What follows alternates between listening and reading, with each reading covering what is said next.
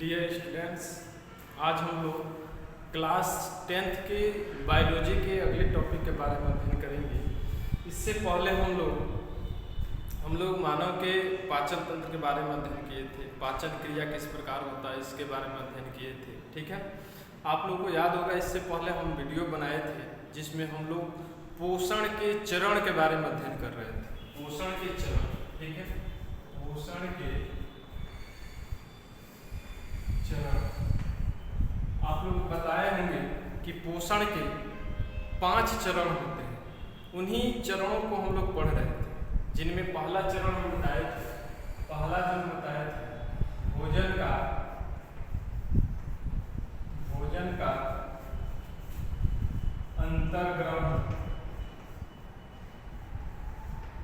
दूसरा जो बताए थे पाचन, भोजन का पाचन।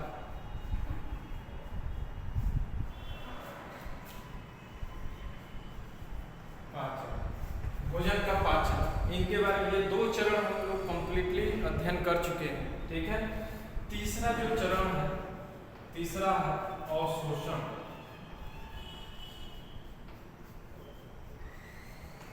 भोजन का अवशोषण है। और चौथा जो है स्वांगीकरण है।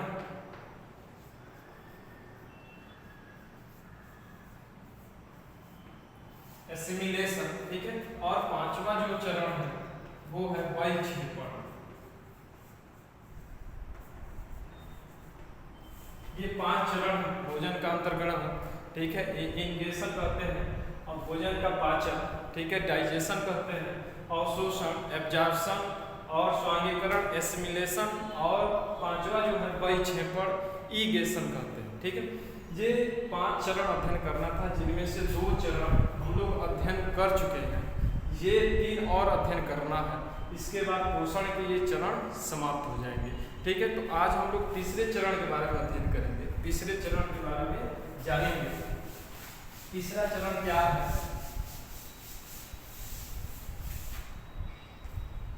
भोजन का तीसरा क्या है देखेंगे।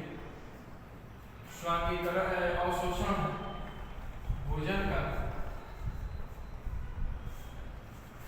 अवशोषण है।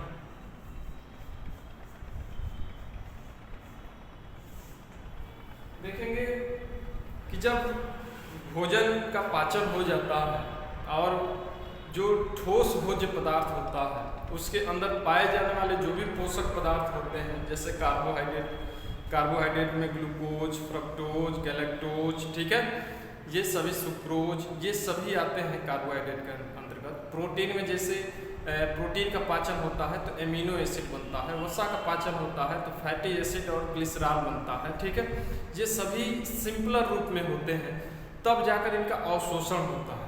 ठीक है, और ये एकदम लिक्विड फॉर्म में आ जाते हैं। ठीक है, जल में विलय हो जाते हैं, जल में घुलनशील हो जाते हैं। ठीक है, फिर जब इसका पाचन हो जाता है तो हमारी आंत की जो दीवारें होती हैं, इसके अलावा आमाशय की दीवारें जो होती हैं, उनको क्या करती हैं?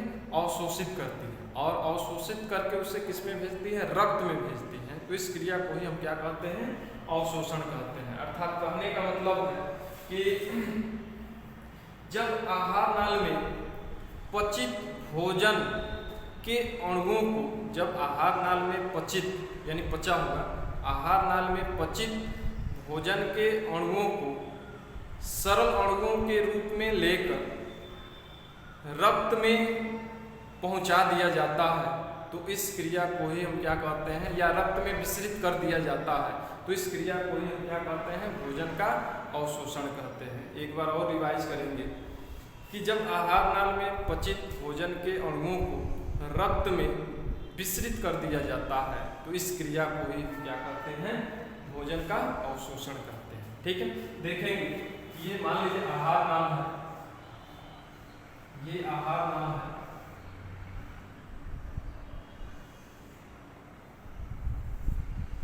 ये आहार नाल है।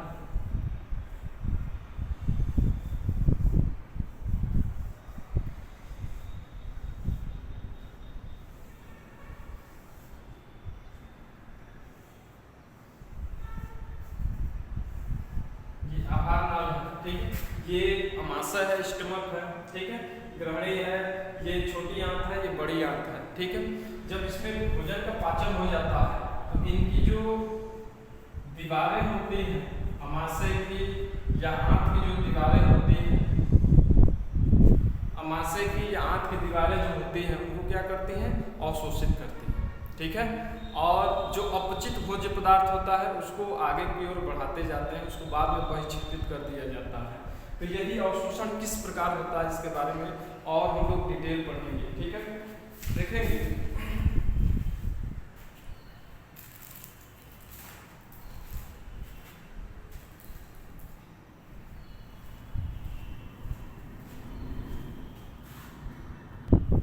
आप लोग को इससे पहले बताए होंगे कि जो छोटी आंत होती है, स्मॉल इंटेस्टाइन जो होती है, ये छोटी आंत है। छोटी आंत में छोटे छोटे उंगलियों के समान, बहुत ही सूक्ष्म उंगलियों के समान उभार निकले होते हैं। इन छोटे छोटे इस प्रकार उभार निकले होते हैं। इन्हीं उभार को हम क्या कहते हैं, माइक्रोविलाई कहते हैं। क्या कहते हैं, माइक्रोविलाई कहते हैं या रसांकुर कहते हैं। इन्हीं रसांकुरों के द्वारा अवशोषण क्रिया होती है। जो भी पचा हुआ भोज्य पदार्थ या भोजन के अणु होते हैं, इन्हीं रसांकुरों के द्वारा क्या होता है, अवशोषण क्रिया होती है। देखेंगे ये रसांकुर है, ठीक है, रसांकुरों की संख्या अनगिनत होती है, असंख्य होती है, ठीक है। उनमें से एक रसांकुर का ये फिगर हम ड्रा किए हैं। देखेंगे कि रसांकुर जो होता है उसके बाहर एक लेयर होता है, उस लेयर को हम म्यूकस मेम्ब्रेन कहते हैं। क्या कहते हैं, म्यूकस मेम्ब्रेन कहते हैं। और म्यूकस मेम्ब्रेन के बाद एक और लेयर होता है जिसको हम क्या कहते हैं, सब म्यूकस मेम्ब्रेन कहते हैं। यही दो लेयर ऐसे हैं जो अवशोषण क्रिया में महत्वपूर्ण भूमिका अदा करते हैं, ठीक है। इसमें क्या होता है कि जो भी विटामिन्स हैं, खनिज लवण है या कार्बोहाइड्रेट के ग्लूकोज है, फ्रक्टोज है, ठीक है, एमिनो एसिड है, ठीक है, फैटी एसिड है, वसी अम्ल है या ग्लिसरॉल है, ये सभी के सभी जब सिंपलर रूप में होते हैं तो ये क्या करते हैं, अवशोषित करते हैं। क्या करते हैं, अवशोषित करते हैं। जिनमें से देखेंगे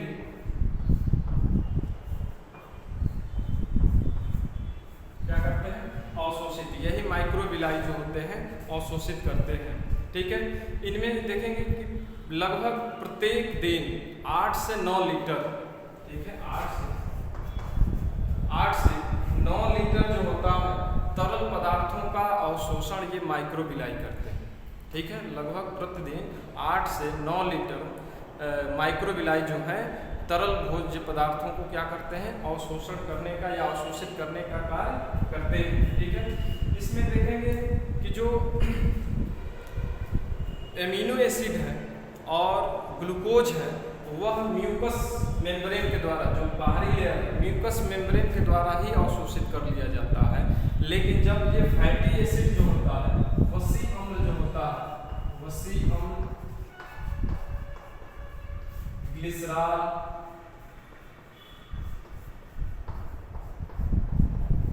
और खनिज लवण,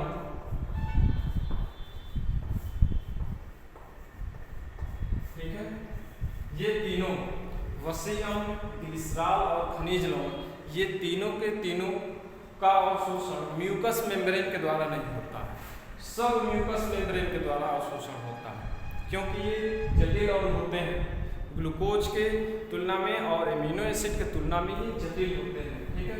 इसलिए म्यूकस मेम्ब्रेन से इनका अवशोषण न होकर किससे होता है, सब म्यूकस मेम्ब्रेन जो होता है, ये वाला लेयर बीच वाला, इसके द्वारा अवशोषण होता है। और इसको अवशोषित करके किसमें भेजा जाता है, ये देखेंगे ये शिराएं हैं, ये शिराएं हैं ऊपर की ओर गई हैं और इधर से धमनियां हैं, ये धमनियां ऊपर गई हैं, ठीक है। ये आपस में मिलकर रुधिर केशिका का निर्माण करती हैं। उसी रुधिर केशिका में देखेंगे कि नीचे से जो माइक्रोविलाई है, नीचे से ये लिम्फ वेसल्स गया है, ठीक है, या ये कहें कि लसिका केशिका गया है और ऊपर जाकर इनके साथ मिल गया है।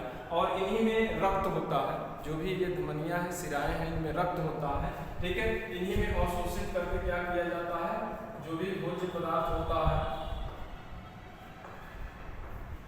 ठीक है, रक्त में पहुंचा दिया जाता है, ठीक है। इस प्रकार अवशोषण क्रिया हो जाती है, ठीक है। अवशोषण क्रिया होने के बाद देखेंगे कि जो वसी अम्ल होता है और ग्लिसरॉल होता है, सब म्यूकस मेम्ब्रेन से होते हुए जो ही अंदर जाता है ये आपस में फिर क्रिया कर लेता है और क्रिया करके वसा की बूंदें बनाता है। छोटे छोटे वसा की क्या बनाता है? बूंदें बनाता है। इस प्रकार ये वसी अम्ल और ग्लिसरॉल आपस में फिर मिलकर वसा की बूंदें बनाता है और चला जाता है रक्त में चला जाता है। ठीक है। इसके अलावा इसमें लसिका या लिम्फ वेसल्स जो होता है, लसिका वाहिनी जो होता है उसमें चला जाता है, फिर लसिका वाहिनी से होते हुए ये अंत में रक्त में चला जाता है। ठीक है। जब रक्त में ये पचा हुआ सभी पदार्थ जाता है तो सबसे पहले यकृत में ये सभी के सभी पचे हुए पदार्थ पहुंचते हैं। ठीक है। किसके द्वारा? एक इसमें होता है लसिका यकृत निमाहिका शिरा द्वारा, यकृत निमाहिका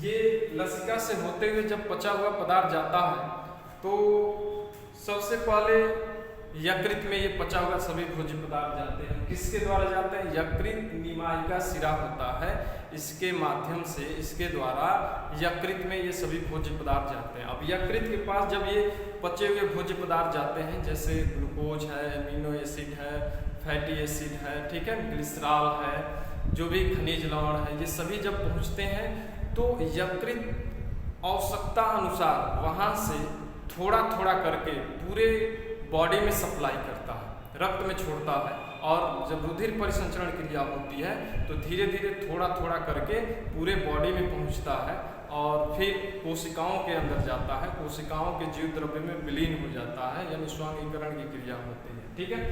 तो इस प्रकार यकृत जो होता है, अगर आवश्यकता से अधिक ग्लूकोज हो जाता है हमारे बॉडी में, मान लीजिए हम कार्बोहाइड्रेट युक्त भोजन अधिक कर लिए हैं, तो ये पचने के बाद यकृत में जाता है तो लीवर या यकृत क्या करता है? इसको ग्लाइकोजन में, ग्लूकोज को ग्लाइकोजन में चेंज करके उसे संग्रहित कर लेता है और आवश्यकता अनुसार वहाँ से कम मात्रा में ग्लूकोज को बॉडी के अंदर सप्लाई करता है। अगर सभी ग्लूकोज की सभी मात्राओं को बॉडी में सप्लाई कर दे तो फिर शुगर रोग हो जाता है, यानी मधुमेह रोग हो जाता है। ठीक है। हाई शुगर हो जाता है। इसीलिए ये कंट्रोल करता है कि बॉडी को कितनी आवश्यकता है, उसी के अनुसार ये बॉडी के अंदर क्या करता है? ग्लूकोज को सप्लाई करता है। अगर एमिनो एसिड आवश्यकता से अधिक, प्रोटीन युक्त भोजन अधिक कर लिए हैं, ठीक है, तो ये क्या करता है? बॉडी के अंदर एमिनो एसिड बढ़ गई है तो क्या करता है लीवर कि एमिनो एसिड को तोड़ देता है, इसमें अमोनिया में तोड़ता है और यूरिया बनाता है। यही यूरिया जो होता है जब किडनी में आता है तो वहाँ से इसका फिल्ट्रेशन होता है, यही यूरिया यूरिन के माध्यम से बॉडी से बाहर निकाल दिया जाता है। इस प्रकार ये कंट्रोल करता है। ठीक है। तो ये इस प्रकार बॉडी में अवशोषण क्रिया भोजन की होती है। ठीक है। अब अगला चरण देखेंगे। अगला जो होगा तीसरा चरण। तीसरा चरण क्या है?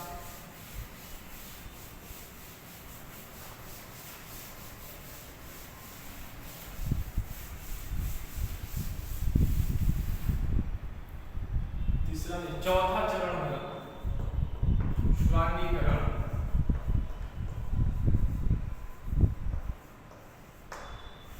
स्वांगीकरण है या इसी को हम कहते हैं एसिमिलेशन कहते हैं। क्या कहते हैं? एसिमिलेशन कहते हैं।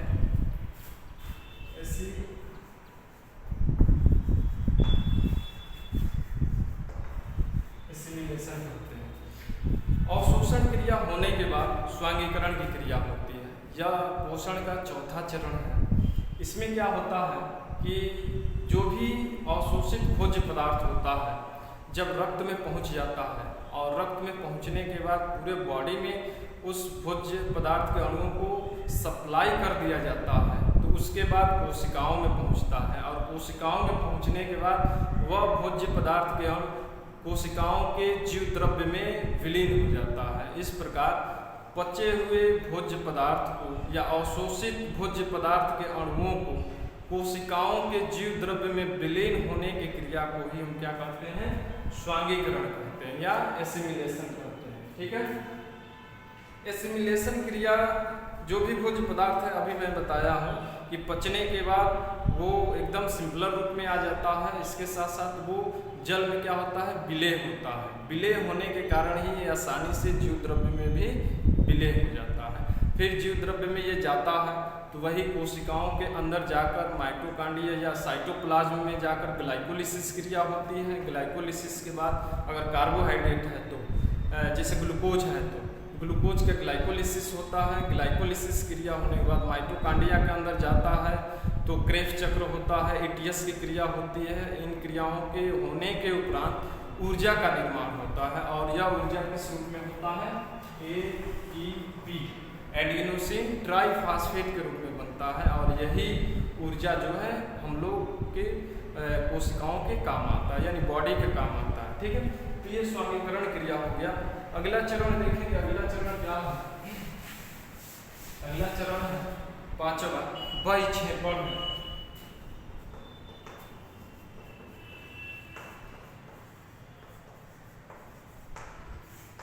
ठीक है, ईगेशन कहते हैं इसको,